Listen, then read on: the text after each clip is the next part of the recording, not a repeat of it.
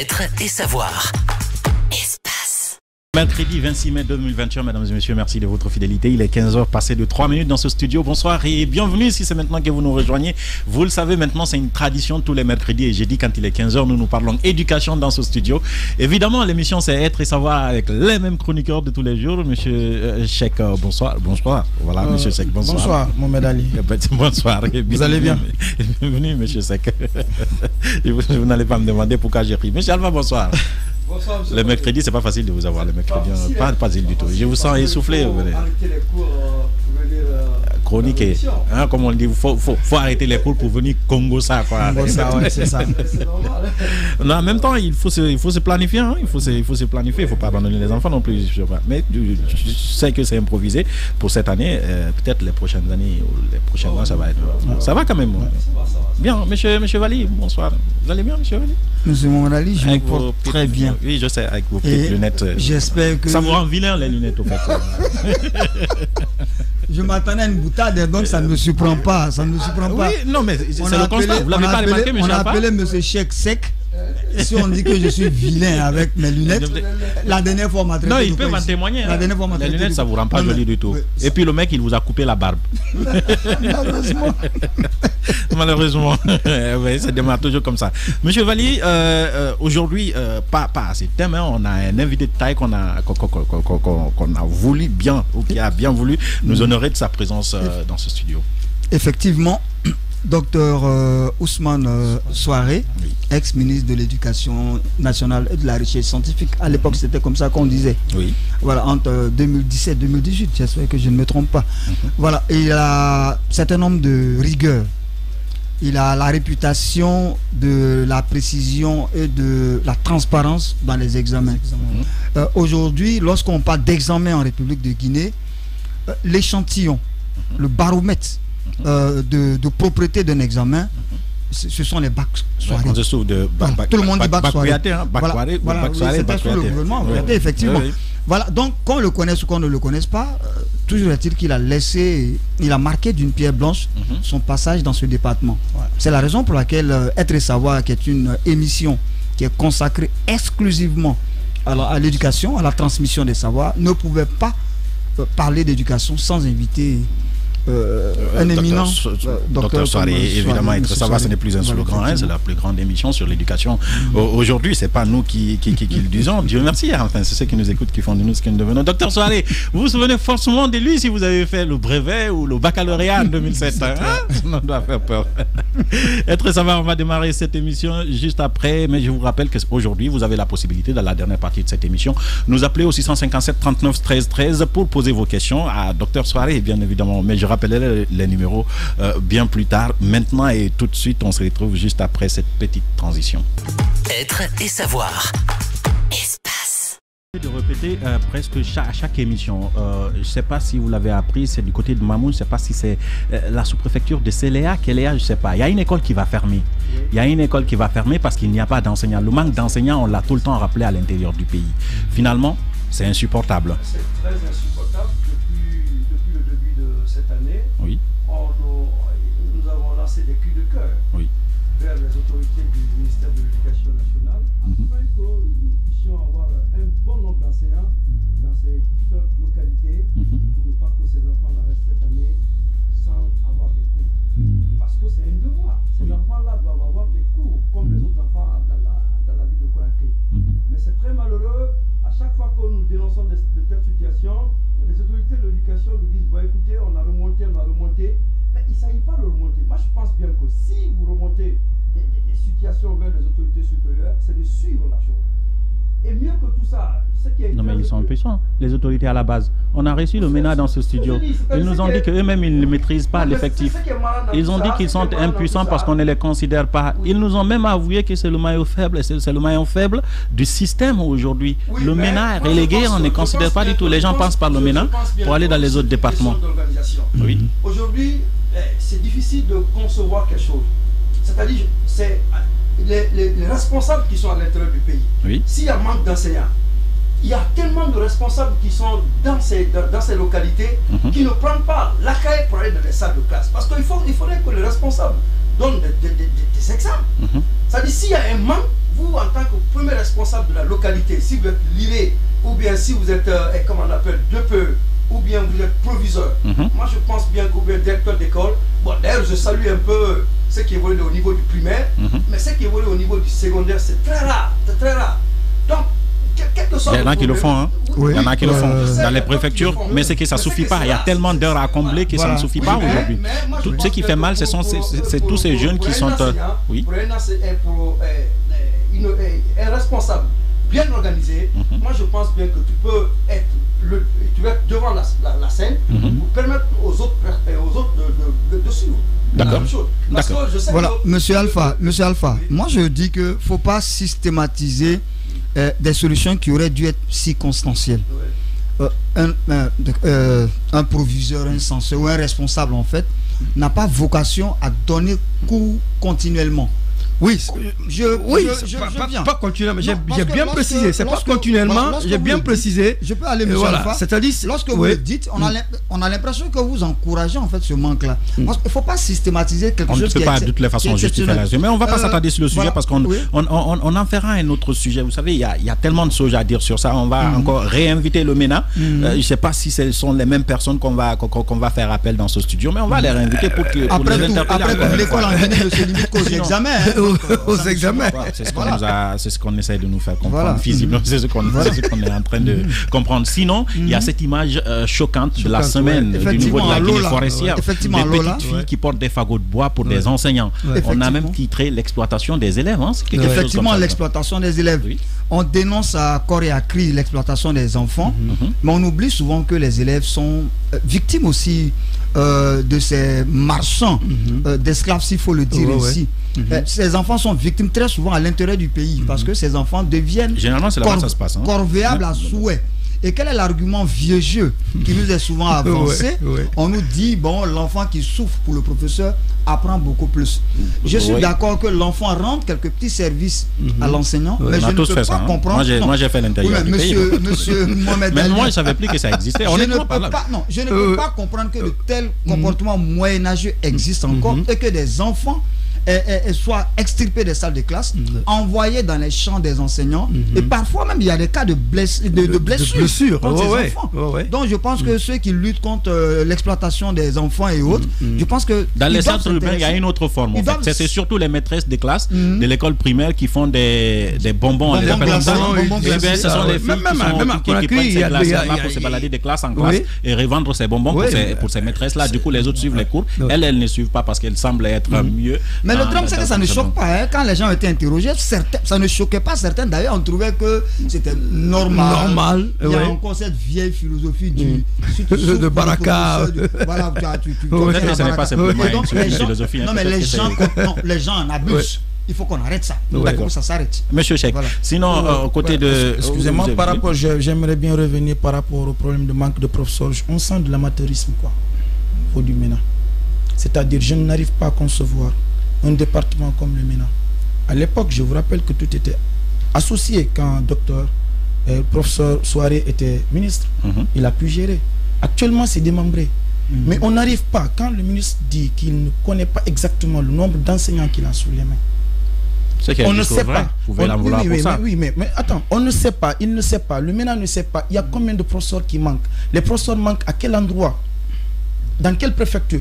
Mais c'est sidérant, c'est grave. On reviendra là-dessus. Je voulais juste vous interpeller par rapport au sujet qu'on a débattu ici la semaine dernière, par rapport aux 5% sur le salaire des enseignants. Moi, je reste ferme. Je reste ferme. Il y a une propagande qui commence à se créer autour.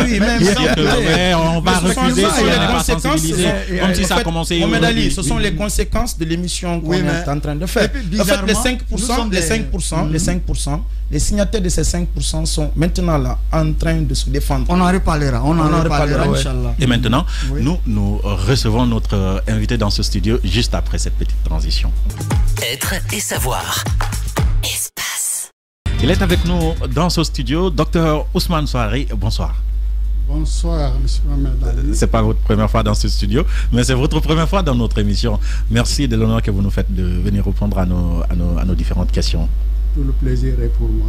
Alors, la première question que j'ai envie de vous poser, avant même de donner la parole aux chroniqueurs, depuis 2008, on a cessé de vous voir parce que vous étiez dans le gouvernement Kouyaté en 2007, vous avez été reconduit dans le gouvernement Souaré en 2008, sauf qu'à partir de 2008, vous n'étiez plus dans le gouvernement et donc vous n'êtes plus ministre, vous n'êtes plus au devant de la scène. Que devient Dr Souaré depuis 2008? Merci encore. Avant de répondre à votre question, je voudrais te dire, Mohamed Ali, que je n'ai pas à me porter de gain, parce que tu es un casus clé. D'accord, il n'y a pas de gain. Je voudrais aussi dire à vos nombreux aimables auditeurs que je n'ai pas hésité un seul instant à répondre à votre invitation, juste à le fait de savoir que votre émission porte le titre « Être et savoir ». Être et savoir. Parce qu'avec le bon savoir, ce verbe, on peut mettre beaucoup d'autres infinitifs qui auront tous un sens, notamment le savoir-être, le savoir-faire, le savoir-vivre et tant d'autres. Effectivement. Qu'à cela ne tienne, et pour revenir à votre question, je voudrais dire que effectivement, à la faveur de l'arrivée du Premier ministre Kouyaté en février, après les fameux événements de janvier 2007, nous avons été appelés au gouvernement de large consensus, où j'ai eu la charge d'occuper le poste de ministre de l'Éducation nationale et de la recherche scientifique, pratiquement en fin mars 2007. Et aussitôt au début avril, j'ai pris fonction. Il faut dire d'entrée de jeu qu'au moment où déjà je venais aux commandes d'importants secteurs de l'État, il y avait des boulonnements partout dans le pays, notamment dans les universités. Peut-être certains d'entre vous pouvaient être même dans ces foyers d'animation, il y a des grèves d'étudiants partout. De sorte que le 4 avril, j'étais parmi les tout premiers ou le premier ministre de ce gouvernement de large consensus à franchir le kilomètre 36, destination Cancan. Pour aller éteindre cette grève. Après ça, c'est la baie, après ça, c'est du Brika, c'est OK.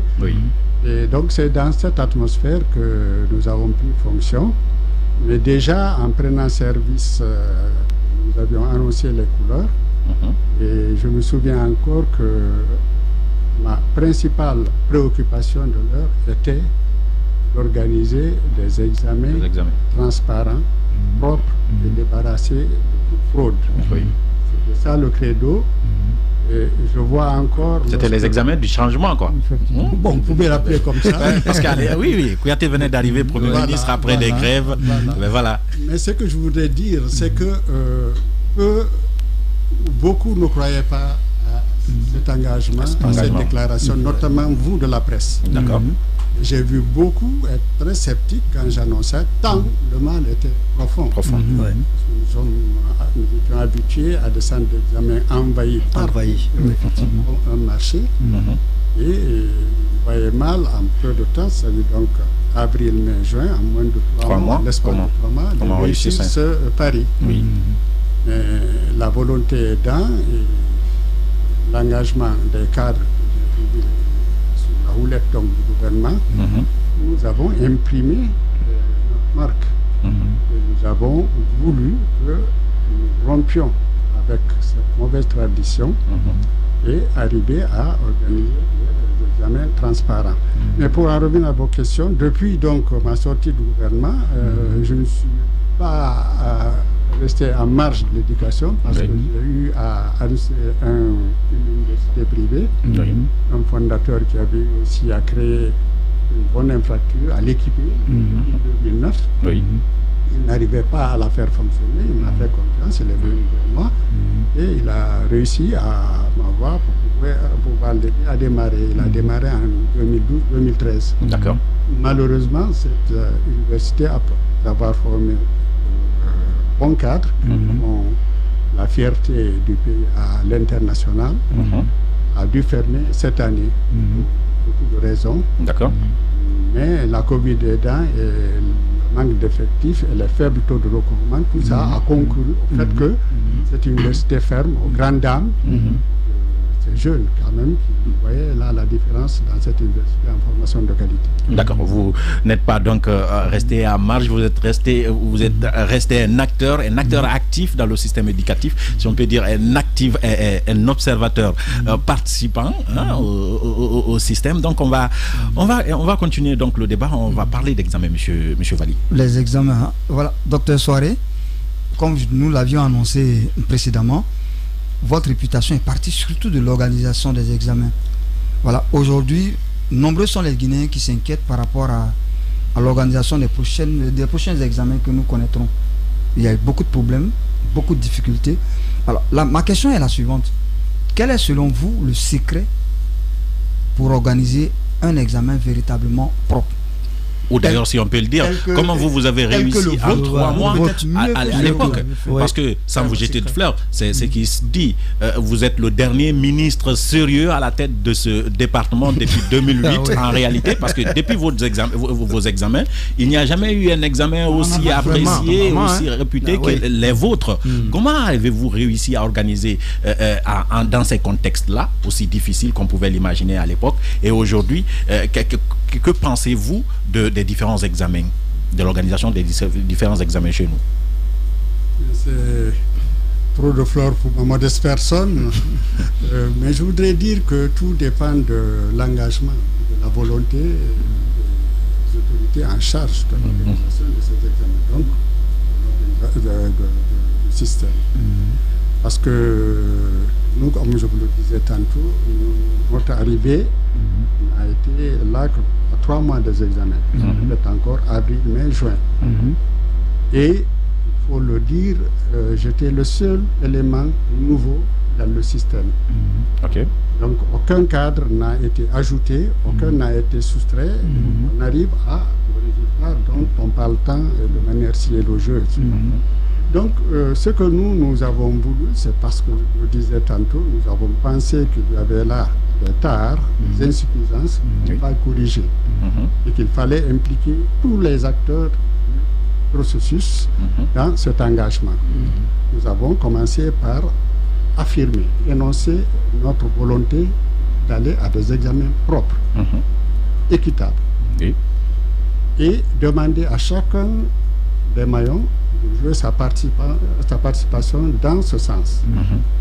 Et là, il n'y a pas que le système, disons, formel de l'éducation, il y a aussi l'informel à travers les parents. Vous savez que l'association des parents d'élèves de l'école est une structure qui accompagne le système éducatif depuis longtemps. Il y a les partenaires sociaux que sont les syndicats. Ces gens-là, nous les avons mis en branle et nous avons surtout sensibiliser les jeunes, les élèves. Nous leur avons dit que vous n'avez aucun intérêt à ce qu'on vous laisse copier, tricher, ou qu'on vous fasse des faveurs pour avoir votre examen de sortie, de bac, ou d'entrée en 7e, ou de brevet. Donc nous avons énoncé ce truc, nous avons informé, sensibilisé tous les acteurs. Et nous avons fait des séances préparatoires dont le couronnement a été à Mamou. Il y a eu une journée de réflexion sur l'organisation de ces examens. Mais nous avions aussi et surtout mis en garde tout cadre qui se sentirait coupable à quelque niveau que ce soit d'un manquement à ces examens. Nous avons mis en garde tout le monde. De sorte qu'à l'époque, je me souviens, au lieu que les gens nous courent vers qu'on les mette dans la liste pour venir corriger, qui refusaient d'avoir leur tête. Vous avez porté plainte contre évidemment, vous êtes allé à la justice. Chacun a été mis devant ses responsabilités et voilà tout qui a amené à cela. Et aussi, nous avons impliqué les autres partenaires que sont le ministère de la Sécurité qui nous a envoyé autant de d'agents de sécurité pour sécuriser les lieux. Parce que très souvent, il y avait beaucoup d'écoles qui n'ont même pas de clôture. Effectivement. Donc, il fallait sécuriser les lieux pour que les lieux-là soient dégagés et qu'il n'y ait pas d'envahissement comme par le passé. Il y a autant de choses que nous avons mis là, de petites choses, de tout, mais qui ont quand même fini par aboutir. Mais je pense qu'il faille impliquer. Est-ce que c'est difficile d'organiser des examens en République de Guinée? Pas du tout. Moi, je Alors, qu'est-ce qui fait que, si je peux aller dans ce sens, qu'est-ce qui fait que depuis 2008 jusqu'en 2020, disons cela comme ça, on a toujours eu des difficultés, ou plutôt on a eu toujours tendance à dénoncer les différents examens organisés. On décrit les fraudes, on décrit assez de choses, et comme je l'ai dit, vous êtes un observateur actif du système, donc vous savez tout ce qui s'y passe, et vous entendez tout ce qu'on dit là-dessus. Qu'est-ce qui peut expliquer cette situation? C'est un mal qui est là ancré et qui, à mes yeux, constitue une sorte d'épine dorsale dans le système.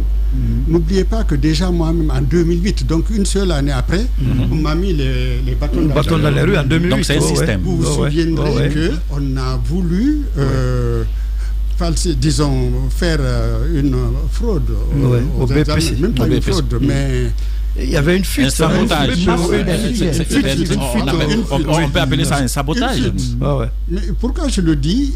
Donc, vous savez, les cars qui sont là, inamovibles, implantés là des décennies, c'est eux, quelque part, le mal. D'accord. Donc, s'ils ne sont pas tellement coincés, ou en tout cas très bien suivis, ils peuvent à tout moment vous glisser des pots de banane et vous amener à mal réussir vos choses. Donc, je voudrais juste rappeler, donc, en 2008, alors qu'il y avait eu de fausses alertes de fuite de sujets au bac, ça jusqu'à la fin des épreuves, je me souviens que mon ami Suleiman Lenx du Lenx m'avait amené à vouloir à tout prix reconnaître qu'il y a eu fuite au bac. J'ai dit non, je ne vois pas de fuite.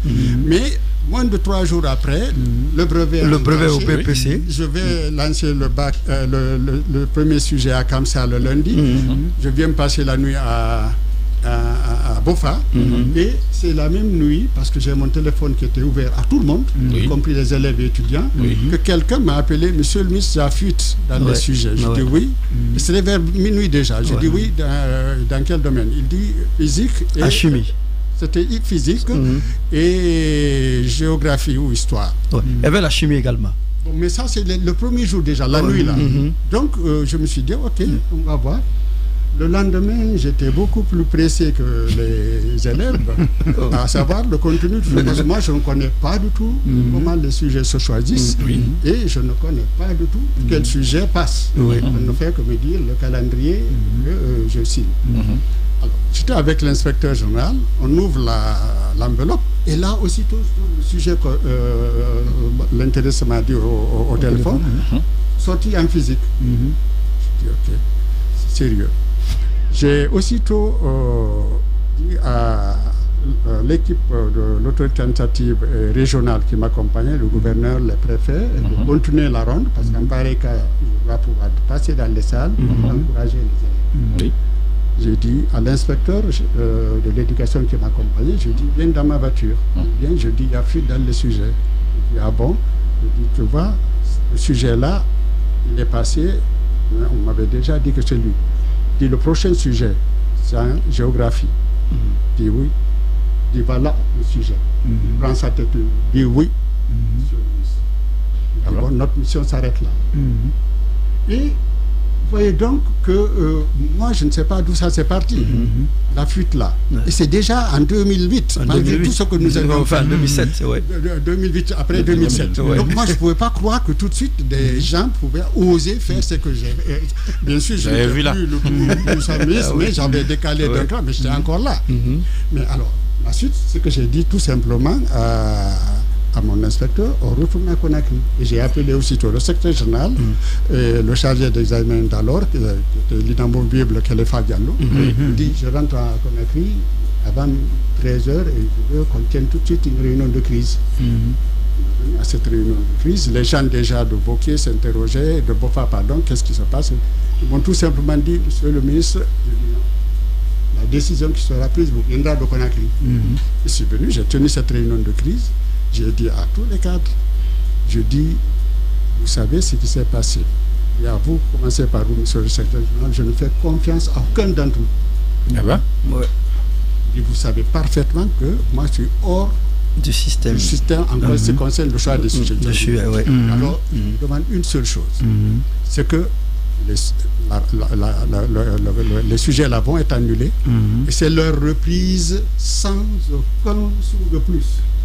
Et dans une semaine. Ah ben? C'était, je dis, dans 5 jours, je reprends les examens et tout. D'accord. C'était une révolution à l'époque. Donc si on comprend, comment dire, la morale de votre histoire, c'est que les cadres du département peuvent participer à saboter un examen. Quel que soit moi, j'ai reçu les sujets dans la maison. Alors, monsieur le ministre, à ce niveau, j'aimerais vous faire écouter. Ne va pouvoir le faire. Justement, à ce niveau, j'aimerais vous faire écouter un son et vous faire réagir là-dessus. C'est un son de l'actuel ministre de l'Éducation nationale, Dr Bano. Il était en interview chez nos confrères à la RTG. On lui a demandé, on lui a posé à peu près les mêmes questions. Est-ce que cette année, les examens seront crédibles, ainsi de suite. Voilà ce qu'il a dit. Être et savoir. Espace. J'aurais demandé à monsieur le président de la République de me relever de mes fonctions et de trouver quelqu'un d'autre. Je peux vous garantir, elles seront propres. Il n'y aura de candidats que ceux qui remplissent les conditions. Et la surveillance, et le secrétariat, et la correction vont se faire de la meilleure des façons. Jamais dans l'histoire des examens, nous ne ferons des examens meilleurs à ceux de cette année. Je peux vous donner ma parole, mais je ne vous en dirai pas plus. Ces examens n'ont pas encore eu lieu. C'est une volonté exprimée. Mais la question c'est, est-ce que ça suffit, cet engagement? Est-ce que ça suffit? C'est déjà beaucoup qu'il ait cette volonté affirmée. Oui. Maintenant, faudrait-il parce qu'on peut prendre ça comme étant un défi lancé à tous les cadres de l'éducation. Parce qu'on se souvient que l'année dernière, c'était la grande catastrophe. Oui. Je vois où vous voulez en venir. Vous avez peut-être raison. Il n'est pas, certes, l'homme à tout faire, mais son engagement là est important. Parce que c'est de cet engagement que va suivre tout le reste. C'est-à-dire donc que les cadres, s'ils sont vraiment sérieux et honnêtes avec le système, ils doivent l'accompagner dans cet élan-là. D'accord. Monsieur Cheikh. Bon, docteur, moi, là où je m'inquiète, c'est qu'il vient d'arriver dans le système. Il y a des classiques du système qui sont là. Le fait de dire que ça sera un examen du jamais vu, est-ce qu'il ne lance pas un défi aux autres cadres qui étaient déjà là avant lui? Est-ce que c'est bon que... les autres ministres qui ont été, non, pas exactement, pas ça, mais est-ce que c'est bon de mettre la pression sur les autres à ce point? Est-ce qu'on n'a pas de risque de sabotage dans l'air quand ils parlent comme ça? Bon, j'avoue que là, je n'ai vraiment pas grand-chose à dire dessus, ce que j'ai dit. J'estime que les cadres doivent l'accompagner. J'estime honnêtement qu'ils doivent... Parce que mais est-ce que son management, vous avez de l'expérience? Je vous vois venir, vous pensez que c'est... Il lance un défi. Voilà. Bon, c'est un défi, mais en même temps, à mon avis, une ambition, une volonté. Une volonté affichée. Mais quand il dit, par exemple, qu'il veut organiser les meilleurs examens de l'histoire de la Guinée, par exemple, oui, évidemment. Mais est-ce que la technique de management, moi, ma question s'oriente à ce niveau, sa façon de manager, de votre expérience, puisque vous avez quand même organisé 2 examens en République de Guinée. Est-ce que le management est le bon? Est-ce que c'est le bon chemin pour avoir les meilleurs examens de toute l'histoire de la Guinée? Parce qu'il y a des examens quand même, des ministres, on en a eu. On a eu les Aïcha Ba, les Dr Soirée, les Zoumani. Moi, je ne peux pas savoir comment il va se prendre pour le faire. Laissez-le avec sa bonne intention et tout, et que les gens l'accompagnent. Si les cadres l'accompagnent, il peut réussir au moins à des examens propres et transparents, même si ce n'est pas tout à fait le meilleur de tout le temps. Mais il a dit le meilleur de tout le temps. Il a dit le meilleur de tout le temps. Moi, ma question est la suivante, parce que comme nous allons circoncire la chose sur les examens, sauf que les années ne sont pas les mêmes. Parce que à la date d'aujourd'hui, depuis il y a de cela 5 ans, les examens sont organisés en Guinée. C'est que le système de digitalisation a fait que les gens sont assis dans les écoles, sont assis dans les coins, ils traitent les sujets Les nouvelles technologies. Les nouvelles technologies ont fait qu'aujourd'hui, parce qu'à votre temps, il y avait la nouvelle technologie, mais c'était pas tellement développé. Pas assez Facebook, WhatsApp. Actuellement, les groupes WhatsApp sont créés, les groupes sont de part et d'autre. Est-ce que vous pensez que si c'était à votre temps, est-ce que vous allez réussir réellement de stopper réellement toute cette ligne avec les nouvelles méthodes de fraude, les nouvelles méthodes d'aujourd'hui? Certainement. Pourquoi? Parce que tout dépend de l'avant, des préparatifs de manière d'abord psychologique et mentale. Je vous dis que personne n'osait tenter une fraude à l'époque. Parce que c'est pas les fuites, mais la fraude. Personne ne pouvait la tenter à aucun niveau que ce soit. Que ce soit l'élève, que ce soit le surveillant, l'encadreur ou bien le correcteur. Chacun cherchait réellement sa tête. Mais si vous parlez des nouvelles technologies, je suis d'accord avec vous qu'il y a eu une bonne progression là-dessus. Mais là aussi, les cadres du MENA se battent pour dire qu'aucun élève ne doit rentrer avec son téléphone dans la salle d'examen. Malheureusement, je ne sais pas comment les gens... Sauf que c'est ce qui c'est en théorie. C'est en théorie, mais en pratique... Roi 102, c'est pas Roi 102 seulement. Non, je donne un exemple. C'est le plus visible en Guinée actuellement. Roi 102, plus de 300 téléphones ont été récupérés. L'année dernière, le bac et les examens nationaux ont été faits à base de téléphones. Une catastrophe. Et Dieu seul sait qui a organisé ce bac. Et mieux que ça, si, docteur, sur ce point, je pense bien que si le ministère de l'Éducation peut-être a d'autres créneaux de suivi, je ne le sais pas. Mais ce qui est sûr et net. En même temps, il ne faut pas oublier, il n'est pas ministre de l'Éducation nationale. Non, voilà, il ne peut que proposer des solutions. Parce que j'ai l'impression que vous voulez parler au ministre de l'Éducation nationale. Allez-y, j'ai votre question, monsieur. L'année dernière, nous avons constaté, même l'année surpassée, dans beaucoup de centres d'examen, les enfants rentraient dans les salles de classe avec les téléphones. Ça c'était de la complaisance et de laisser faire. Donc ça se faisait. Si c'est interdit, personne ne doit entrer dans la salle. Est-ce que vous pensez bien, parce que sur ce point, le choix des surveillants qui doivent être dans ces salles, est-ce que vous pensez que ce choix-là a un effet sur cette la qualité de la surveillance? Absolument. Parlez-nous à ce niveau de comment vous avez choisi vos surveillants à l'époque. Je vous l'ai dit, moi on me remontait des listes, mais on me laissait paraître ces anecdotes dont je vous parle là, ou qu'à un moment où ils ont eu du mal à avoir des répondants vraiment, parce que chacun craignait d'être pris à défaut dans l'organisation des examens. Donc on ne faisait plus la cour pour venir, mais plutôt savoir est-ce que si je viens, je pourrais tenir le coup. Donc, à mon avis, chacun qui vient doit d'abord être ciblé au crible, savoir que c'est un enseignant compétent, un enseignant propre, donc il y a une probité intellectuelle et morale, et sérieux. Sérieux dans ce sens qu'il ne pourra pas du tout se laisser influencer négativement pour pouvoir ternir cet examen-là. Donc, quelqu'un, par exemple, qui est là pour pouvoir surveiller la rentrée des élèves, doit s'assurer qu'aucun élève ne porte un document sur lui, ne porte un portable sur lui, et tant d'autres choses interdites. Voilà le rôle de cet élément-là à ce niveau. Mais s'il le fait, et on voit les conséquences, on laisse passer, alors qu'on connaît qui était là, il y a quand même eu des cadres que vous avez appréciés. Je pense par exemple à Kaokare en 2017, j'ai suivi une de vos interviews où vous reconnaissez ses compétences en tant que connaisseur de l'éducation. Il a été ministre, il y a eu avant lui Kourouma qui n'était pas forcément du système, tout comme vous d'ailleurs, vous n'étiez pas du système. Après il y a eu Sangaré, mais avant il y a eu d'autres. Qu'est-ce qui peut expliquer leur échec, si on peut parler d'échec à leur niveau? Parce que j'ai l'impression qu'on a tout mélangé. Ceux qui connaissent le système sont venus, ceux qui ne connaissent pas le système sont venus, mais on n'a pas réussi à organiser des meilleurs examens après vous. Qu'est-ce qui peut expliquer cet échec? Moi d'abord, je voudrais juste dire que je suis un maillon du système d'éducation fonctionné que là. D'accord. Durant toute ma carrière. D'accord. Ma carrière administrative et scientifique, l'éducation nationale, la recherche scientifique. D'accord. Donc là, je suis un produit du système.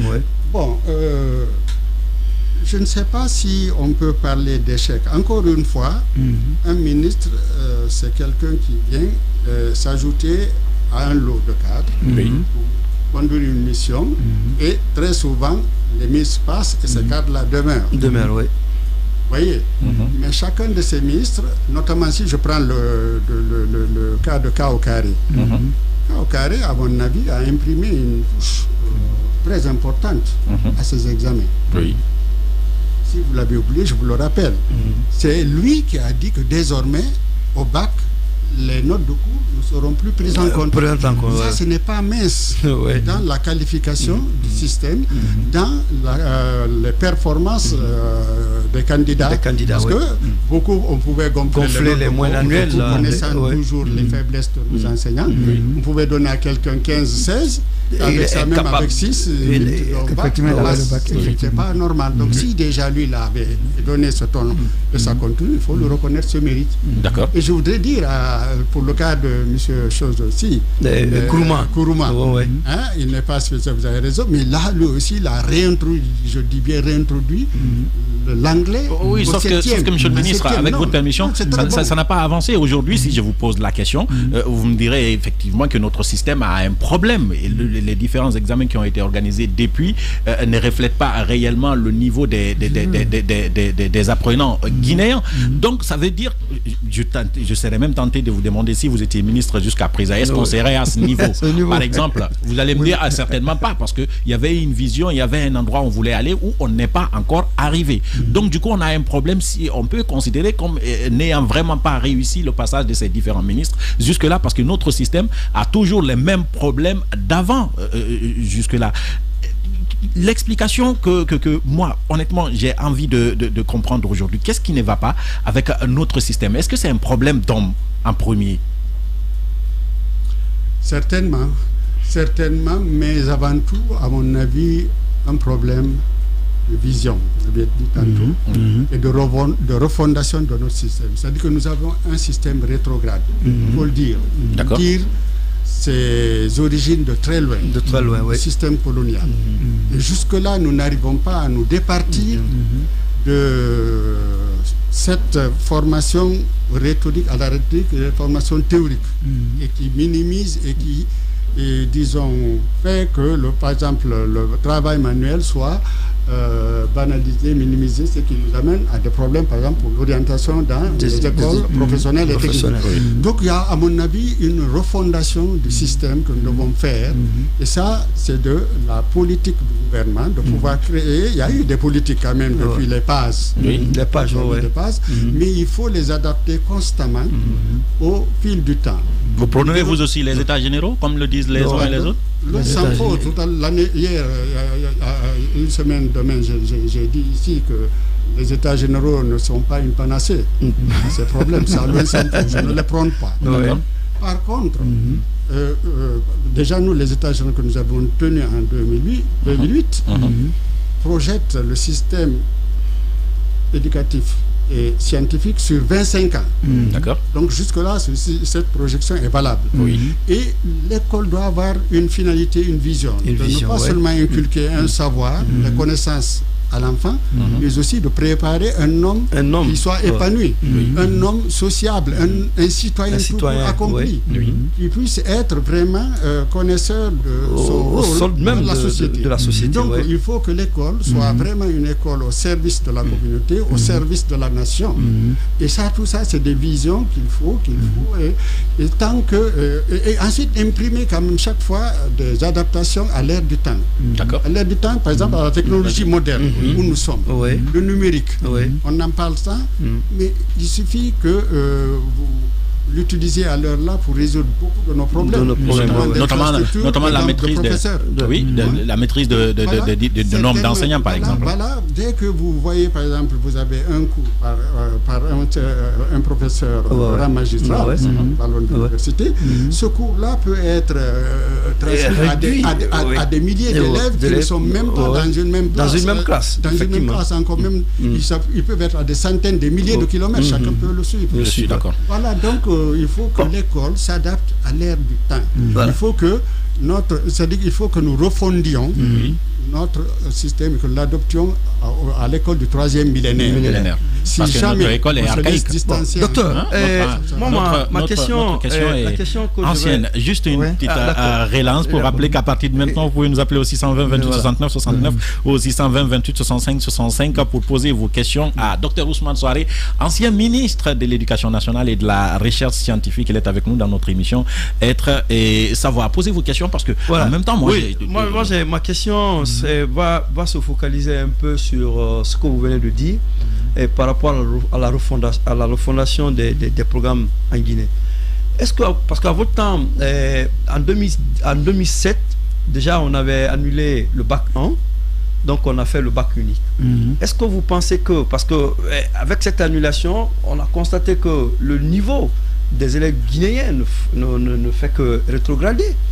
Mais moi je pense bien que faire revenir le bac 1, est-ce que ça ne donne pas un tonus par rapport est-ce que ça ne permet pas de filtrer le bac 1, bac 2 plus le concours? Le bac 1 est inutile. Ouais.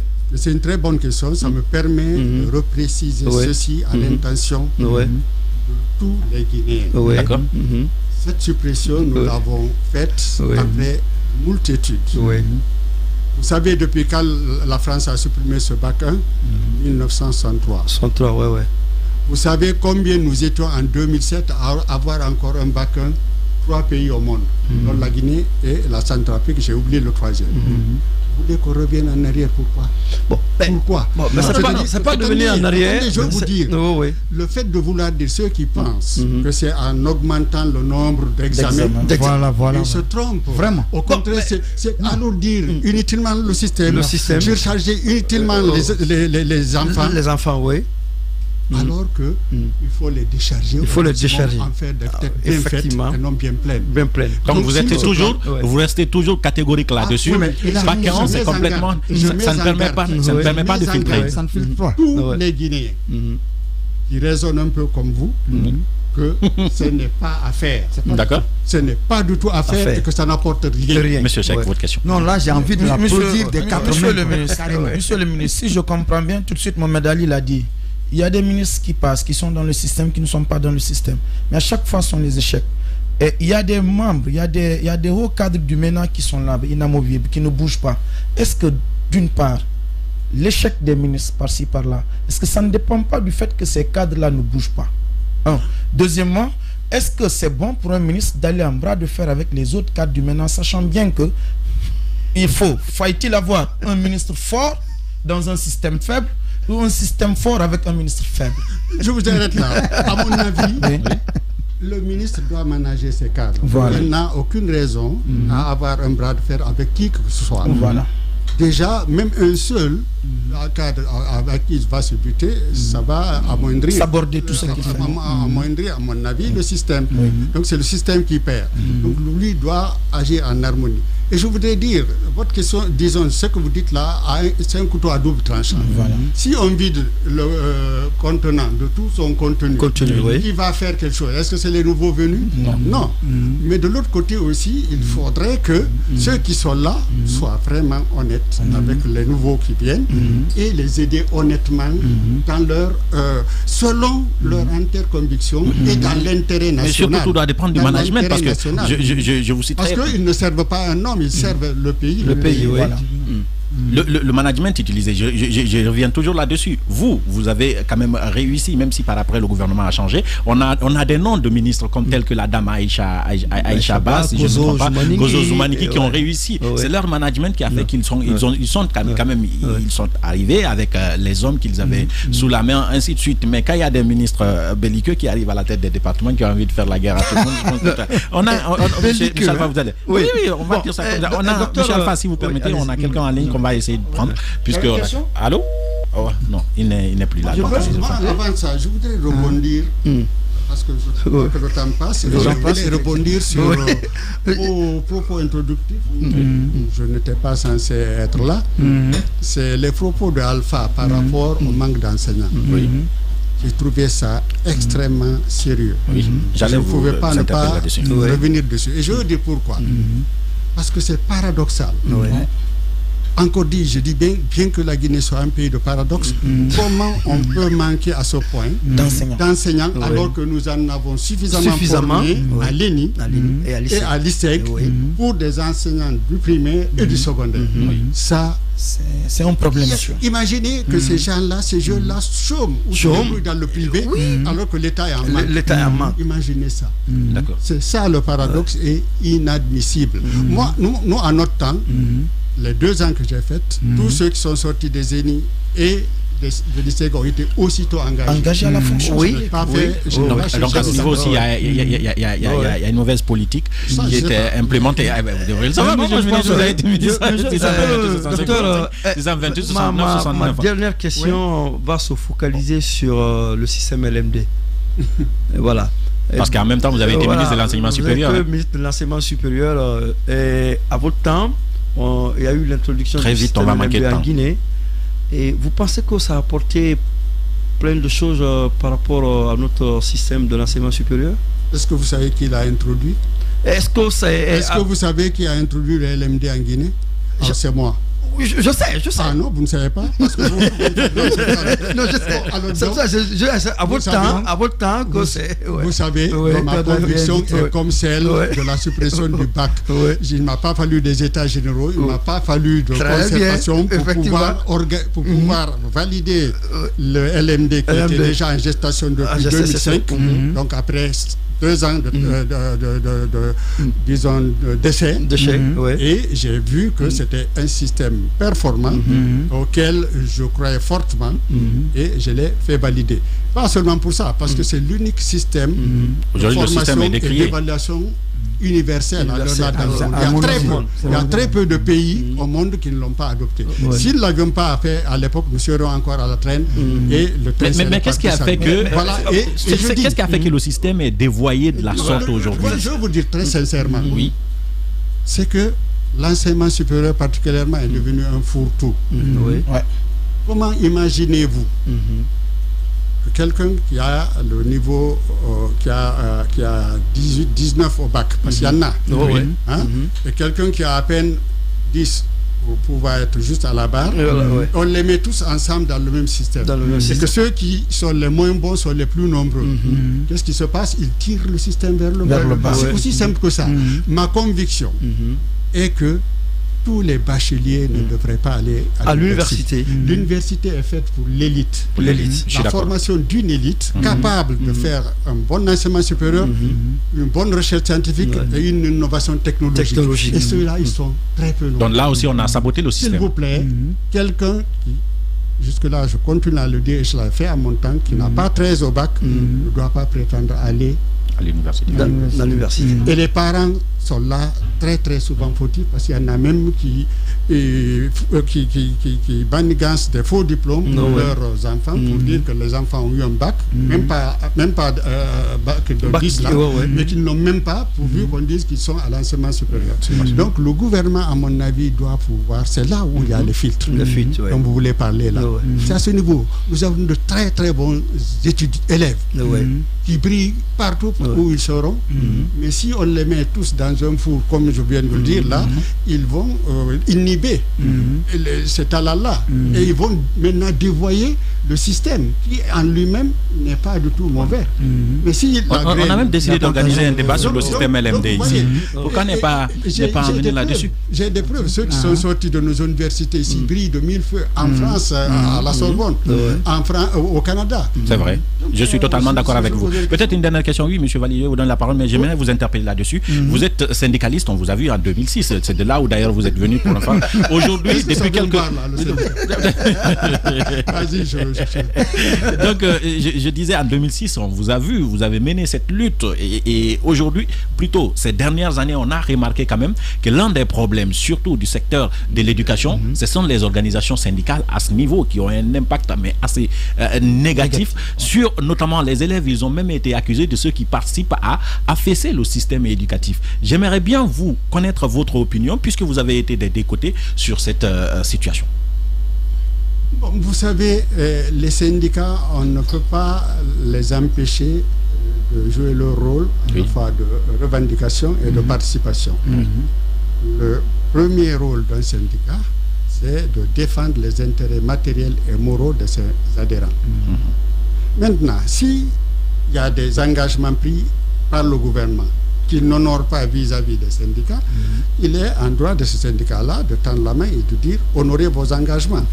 Et si de négociation en négociation ça ne marche pas, l'ultime arme du syndicat, c'est la grève qui est reconnue dans la Constitution et dans les textes internationaux. Donc le fait que les syndicats revendiquent, ne trouvent pas de solution ou d'entente, d'accord d'entente avec le gouvernement jusqu'à aller à une grève, ne responsabilise pas les syndicats. Non, ça c'est de la part du gouvernement. Le gouvernement doit tout faire pour ne pas avoir ce bras de fer-là et jusqu'à aller à ce niveau avec les syndicats. Donc les syndicats n'ont aucune responsabilité. Moi je suis vraiment obligé de rompre cette émission parce qu'on a largement dépassé le temps. Oui, c'est déjà fini. C'est Dr Ousmane quand même qu'on avait annulé. Pourquoi ne pas continuer cette émission une prochaine fois parce qu'on finira jamais. Il y a tellement de thématiques à aborder avec vous, notamment le système LMD. On a décidé d'en faire un débat dans ce studio. Je sais pourquoi il vous a interpellé, mais je suis obligé de vous remercier. Moi, je suis LMD. Mais vous n'allez pas dire que c'est laissez-moi me débrouiller. Non, dormir plutôt. Merci beaucoup, docteur. Merci, docteur, d'avoir accepté de nous honorer dans ce studio. Merci à tous les chroniqueurs. Vous savez ce qu'on dit, l'émission Être et Savoir. C'est tous les mercredis et jeudi quand il est 15h. On se retrouve donc demain dans un autre numéro. Au revoir. Être et Savoir.